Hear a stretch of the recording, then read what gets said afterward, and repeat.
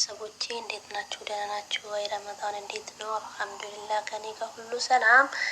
ዛሬ ቆንጆ የሆነ ታሪክ ይዤላችሁ መጥቻለሁ። አስተማሪ የሆነ ታሪክ አምጥቻለሁ ማለት ነው። በጥሞና አዳምጡኝ፣ ትማሩበታላችሁ ማለት ነው። የታሪኩ ርዕስ የሸክላ ሰሪው ሁለት ማሰሮዎች ይባላል። በአንድ ወቅት በየቀኑ ከምንጭ ውሃ እየቀዳ ወደ ቤቱ የሚወስድ አንድ ሸክላ ሰሪ ነበር።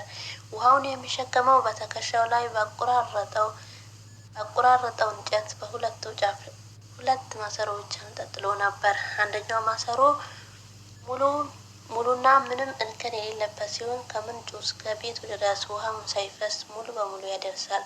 ሁለተኛው ማሰሮ ስንጥቅ ነበረበት። ከምንጭ ተነስቶ ቤቱ እስኪደርስ ድረስ ውሃው ያፈሰሰ ግማሽ ብቻ ነበር የሚተርፈው።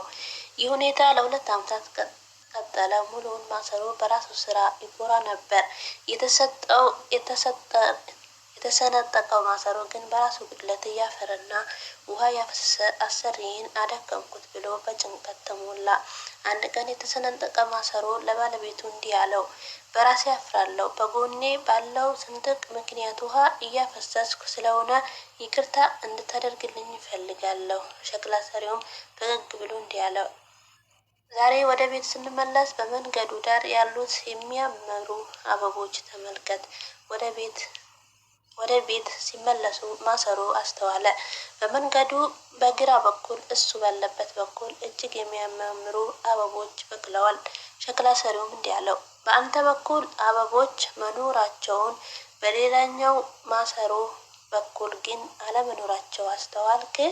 እኔ ያንተ ጉድለት አውቅ ነበር። ስለዚህ በመንገዱ ዳር የአበባ ዘሮችን ዘራሁ። አንተም በየቀኑ ከምንጭ ስንመለስ ውሃ እያጠጣሃቸው አሳደግካቸው። አንተ እንዲህ ባትሆን ኖሮ ይህ መሰለ ውበት አግኝቼ ቤቴን አላስጌጥም ነበር። ሁላችንም የራሳችን ስንጥቅ ወይም ጉድለት ሲኖር ይሆን? ነገር ግን ያን ጉድለት የሌለበት ለሌላ ውበት ምክንያት ሊሆን ይችላል የሚል አነቃቂ መልእክት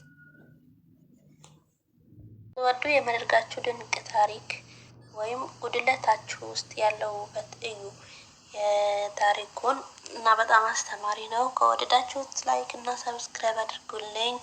አመሰግናለሁ። ሰላም አለይኩም ወራህመቱላሂ ወበረካቱ።